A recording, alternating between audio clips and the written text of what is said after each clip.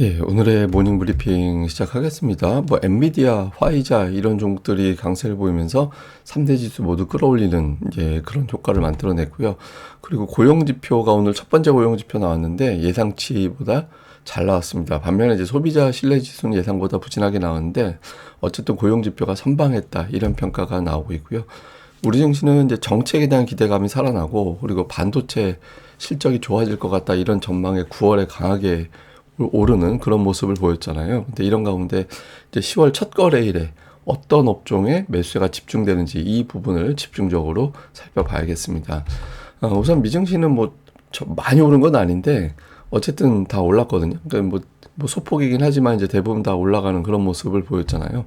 업종도 11개 업종 중에서 7개 오르고 4개 빠졌습니다. 전체적으로 좀 매수가 고르게 들어오는 그런 모습을 보였고 특히 이제 헬스케어가 이제 2.4%나 급등을 했죠. 그러니까 이게 약간이나 협상을 했다라는 보도가 나오면서 이제 제약주가 큰 폭으로 올라갔는데 어쨌든 그 외에 보면 비교적 고르게 다 올라가는 그런 모습을 보였거든요. 근데 이제 보면 장중에 지지부진하다가 이제 막판에 올리는 그런 움직임이 있었잖아요. 그래서 아마도 추정을 해보면 3분기 마지막 거래일이다 보니까 윈도우 드레싱이 좀 있었던 것 같다. 그래서 종목들별로 막판에 수익률 관리용 매수세가 유입되면서 상승으로 전환됐던 것 같다. 이런 식으로 또 해석이 된 것 같습니다. 근데 어쨌든 결과적으로는 9월에 올라가면서 이제 5개월 연속 상승. 이게 최근에 이제 5개월 연속 상승이 여러 차례 나오고 있거든요. 근데 6개월 연속 올라간 건 마지막이 2020년부터 2021년 사이에 있었던 저 때가 마지막이었고 그 뒤로는 이제 5개월 오르면 한 달 정도 쉬는 그런 패턴이 좀 있었거든요. 그래서 10월에는 과연 올라갈 거냐. 그러니까 이제 최근 들어서 없었던 기록을 만들어낼 거냐. 그러니까 이 부분도 향후에 좀 주목은 해봐야 될 것 같습니다. 어쨌든 이슈들을 보면 우선 주요 언론들은 셧다운 가능성이 높아졌다 이런 식으로 보도를 하고는 있습니다. 근데 그런데 지수는 왜 올랐냐? CNBC 보도에 의하면 2주 이상 셧다운이 지속된 경우는 별로 없었다. 그래서 이번에도 설령 셧다운이 된다 하더라도 길게 이어지지는 않을 것 같아. 이렇게 이제 봤고요. LPL 파이낸셜 같은 경우는 이게 이제 장기 리스크로 확대되는 경우는 거의 없었고 또 실제로 경제 지표에 영향을 준 사례도 없었다. 그러니까 과하게 생각할 필요는 없어. 이렇게 보고 있는데 다만 이제 다수의 증권사들은 비슷한 의견입니다. 이게 이제 고용이 나빠지는 타이밍에 이 지표 발표도 안 나오고 이렇게 돼 버리면 시장에서는 오히려 좀 불확실성 때문에 불안해할 수 있어서 이게 이제 단기에 마무리가 되는지 여부가 되게 중요하고 그 기간으로 2주, 2주 안에 끝내는지 여부가 상당히 중요하다. 이렇게 이제 보고 있습니다. 주요 연준 인사들 발언도 쭉 나왔는데, 그러니까 다 신중해요. 신중한데, 오스틴 굴습이나 이제 필립 제퍼슨 이런 사람들은 지표를 보면서 가늠해야 된다. 이런 원론적인 이야기 했고요. 수전 콜린스 같은 경우도 원론적인 이야기 했는데, 다만 이제 이 사람은 금리 추가 인하에 대해서 열려 있다라고 이야기를 하는데, 대체로 기사 봐서는 이제 내년도에 다시 내리는 거 이런 식으로 이제 발언을 한 걸로 해석이 되거든요. 그래서 전체적으로 연준 인사들은 대부분 다 그냥 신중 모드, 계속해서 그렇게 가고 있다. 이렇게 보면 될 것 같고, 오늘 나온 경제 지표는 구인 공고가 가장 중요한 지표였거든요. 그러니까 혹시 주말에 미국의 고용 지표가 발표가 안 될 수도 있잖아요. 근데 그렇기 때문에 이제 주초에 나오게 될 그 이제 지표들이 되게 중요한데 일단 구인 공고는 예상치를 넘겼습니다. 그리고 지난달보다 살짝 올라갔거든요. 그래서 고용 시장이 조금 차가워진 건 맞는데 그렇다고 문제가 생긴 정도까지는 아니다. 그래서 좀 안도감. 그리고 또 너무 좋으면 또 이상해지거든요. 그래서 적당히 잘 나와서 고용 지표는 선방했다. 그러니까 이런 평가가 나오고 있고요. 그리고 이제 증시 전망에 대해서는 단기적으로는 좀 어수선하잖아요. 근데 전반적으로 증시 전망에 대해서는 대부분 증권사들이 더 오른다.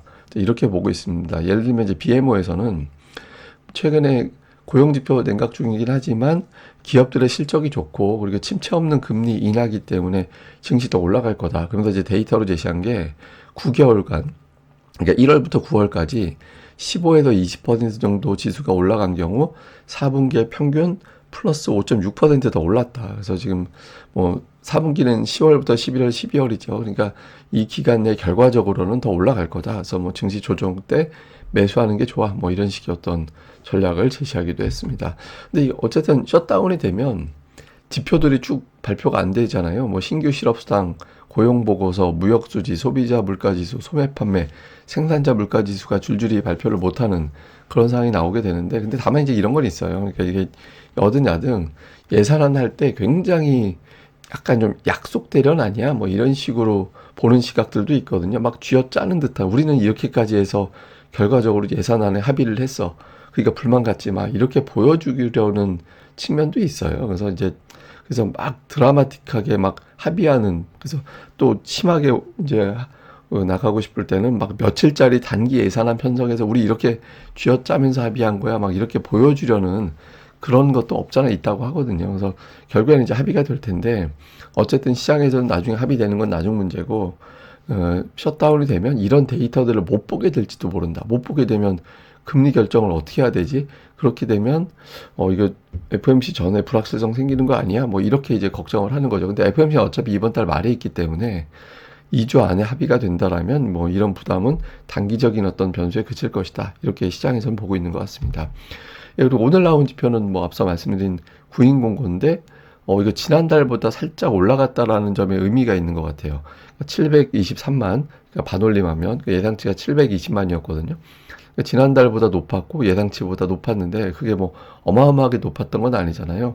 이게 계속 떨어지던 추세에서 조금 주춤했다. 이게 좀 다행스럽다. 고용시장이 엄청나게 빠른 속도로 냉각되는 건 아니다. 이렇게 이제 보면 될 것 같고, 뭐 이직률이 1.1%, 해고율도 1.1% 나오는데, 이직률은 제가 오타났네요.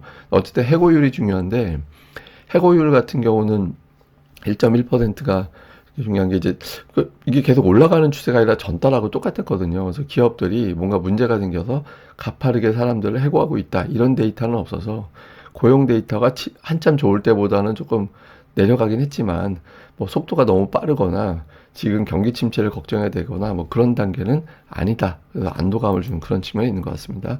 자, 주요 종목들 중에서는 오늘 엔비디아가 플러스로 마감을 하면서 특히 2% 정도 올라가면서 지수를 견인하는 그런 역할을 했고, 화이자가 오늘 되게 급등을 했거든요. 근데 엔비디아 같은 경우는 그 코어 위브가, 이게 이제 데이터 센터 인프라 관련된 업체잖아요. 이게 이제 메타하고 142억 달러에 이제 계약을 했다라는 거예요. 이제 공급하기로 공급 계약을 체결을 했는데, 이제 코어위브하고 메타하고 계약을 하게 되면 이 관련해서 이제 엔비디아 제품이 여기에 들어가거든요. 엔비디아 제품이 들어가니까 이거 계속해서 인프라 투자가 진행되고 있구나. 그럼 뭐 엔비디아 같은 AI주도 올라가는 게 맞지.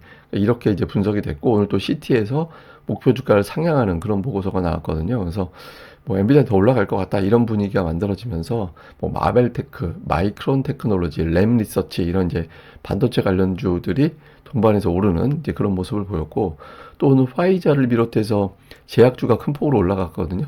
이제 화이자에서 정부하고 약가 인하에 합의를 했다라는 거예요. 그래서 약값 내리는데 저게 뭐가 좋아, 그럴 수도 있겠지만, 어쨌든 이렇게 되면서 관세에 대해서 유예를 받는 그런 결과를 냈고, 또 이제 정부가 강제적으로 인하를 해버리면 더 큰 폭의 인하가 가능할 수 있었거든요. 그래서 차라리 불확실성이 제거가 됐다, 이렇게 이제 평가가 되면서 제약주들이 큰 폭으로 오르는 이제 그런 모습이 나왔고, 테슬라 같은 경우는 3분기에는 그 보조금 지급이 중단되면서 먼저 당겨서 구매하려는 사람들 때문에 인도 대수가 늘어날 거다. 그럼 4분기는 신모델, 그러니까 신모델이 나올 거라서, 신모델 효과가 있을 거라서 좀 괜찮을 것 같다, 이런 분석이 나오면서 테슬라가 이제 오늘도 플러스로 마감하는 이제 그런 모습을 보였습니다. 근데 이게 빅테크, 이렇게 시총 상위권 종목보다 개별적인 종목, 뭐 그런 종목군들이 더 강하게 올라가서 오늘은 시총 상위 중에서 그냥 엔비디아 정도만 역할을 했구나, 이렇게 봐야 될 것 같습니다. 근데 이게 그 미국은 점차 수급이 조금 떨어지는 국면으로 앞으로 가게 될 거거든요. 그러니까 12월 초반까지는 이제 자사주 매입이 늘어나는데, 이게 이제 일자별 자사주 매입 추이예요. 근데 이제 10월 중순 넘어가면 자사주 매입이 중단됩니다. 그러니까 줄어들어요. 왜 그러냐면 이제 실적 발표 앞두고, 실적 발표 앞둔 기업들은 자사주 매입을 하면 안 돼, 이런 규정이 있거든요. 그래서 향후에 이제 그래서 10월 중순 넘어가면서부터, 초반 넘어가면서부터는 저수급에 문제가 생길 수 있는데, 이제 그래서 이제 좀 주식시장에 어떤 뭐 악재에 민감해질 수 있거든요. 그래서 지금의 어떤 뭐 셧다운 문제라든가 이런 것들이 그때까지 가지 말고, 그다음에 뭐 금리 문제라든가 물가 문제라든가 이런 것들이 좀 안정적으로 유지되는지 여부가 10월 중순 이후에 어떤 시장 판도에 결정적인 영향을 줄 것 같다, 이렇게 봐야 될 것 같습니다. 자, 우리 증시는 이제 코스피가 올랐죠. 이게 8월 말에 제가 이제 방송할 때 말씀드린 게 강세장에서 강세장이 끝나는 신호는 2달 연속해서 음봉이 나오면 끝나는 거다. 근데 이제 그 전달에 이제 그러니까 하락이 나오면 끝나는 건데 그 하락이 나왔는데 9월에 좀 안 좋은 징크스가 있다. 9월에 우리 증시 뭐 부진했고 미증시가 약했고 이런 것들이 있는데 그럼에도 불구하고 올라간다면 의미가 있다. 뭐 그런 취지로 말씀을 드렸던 것 같은데 근데 어쨌든 큰 폭으로 올랐습니다. 그러니까 코스피 지수는 일단 약세장은 아니다. 지금 이제 강세장을 끝낼 생각이 없다라는 걸 보여준 거죠. 근데 그 중심에는 이제 외국인들이 있죠. 그러니까 외국인들이 9월에 7조 5천억 원 정도 순매수했거든요. 개인들이 약 11조 원 가까이 이제 매도를 했고 기관들은 매수하긴 했지만 금융 투자를 빼면 매수한 게 아니에요. 오히려 이제 팔았거든요. 그래서 외국인들이 철저하게 주도를 했습니다. 근데 다만 외국인 투자자들은 중순까지는 정말 적극적으로 시장을 사들였는데 그 이후에는 좀 오락가락했어요. 그러니까 매수했다가 매도했다가 했는데 9월 17일 이후에 외국인들이 3일 연속 매수한 적은 없거든요. 그러니까 뭐 10월 첫날이면서 이제 그 어제하고 이번 주에도 연결이 있는 오늘 같은 경우 외국인들이 오늘도 매수할 거냐 이러면 이제 다시 매수 우위 지금 오락가락에서 매수 우위로 가는구나 이렇게 또 평가가 될 수 있거든요. 그래서 이거 좀 주목을 해야 되는데 그럼 외국인들이 9월에 뭘 샀는지를 봤더니 7조 5천억 정도 샀다고 말씀드렸잖아요. 삼성전자 그리고 우선주 포함을 하면 삼성전자를 5조 5천억 샀거든요.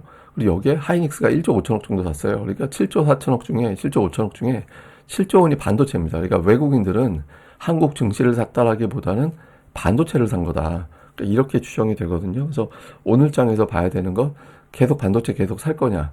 그리고 이제 매수 업종이 확산이 될 거냐. 그러니까 전기전자 집중하고 있는데 뭐 운송장비, 철강화학, 금융 이런 것들로 좀 확산이 돼주는 게 좋거든요. 그래서 이런 구도가 되는지 아니면 연휴 전이고 뭐 셧다운도 있고 하니까 그냥 살 종목만 골라 사고 계속 지켜볼지 이 부분 좀 잘 봐야 될 것 같고요. 그다음에 이제 코스닥은 이제 계속 올라가고 있습니다. 그러니까 코스닥 같은 경우는 뭐 한 달 역시 이제 지난달에 주춤했지만 그 전달 주춤했지만 9월에 결국 올라갔는데 다만 잘 보면 어떤 특성이 있냐면 계속 윗꼬리가 있어요. 예, 계속 윗꼬리가 있거든요. 그러니까 코스닥에 들어오는 자금 중에 부분적으로는 이제 단기적인 어떤 매매에 집중하는 자금들이 좀 있다.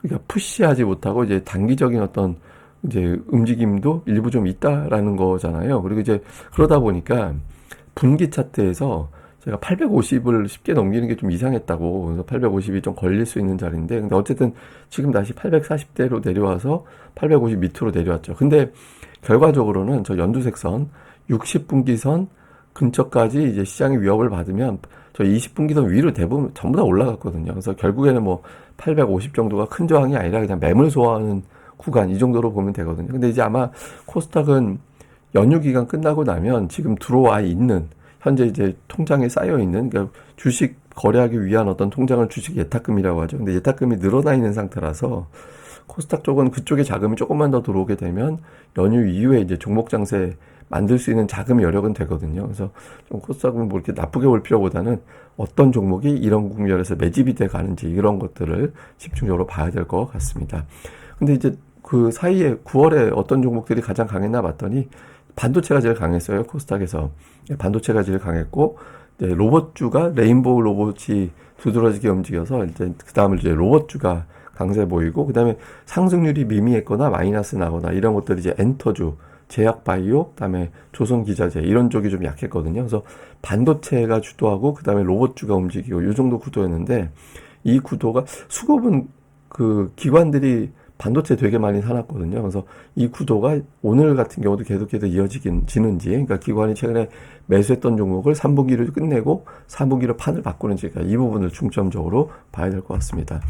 자, 일단 셧다운 관련해서 어떤 보도가 나오는지 잘 봐야 된다. 저는 이거 약속되는 데 가까운, 뭐, 그러니까 결과적으로는 그런 어떤 막 너무 쉽겨루게 하는 것 같이 보이지만 결국에는 합의하는 항상 이런 게 반복이 됐었잖아요. 근데 이번엔 좀 긴장도가 높긴 한데 어쨌든 보도 마지막 날이니까 어떻게 보도되는지 좀 봐야 될 것 같고 그다음에 이제 미증시에서는 반도체하고 제약주가 강했거든요.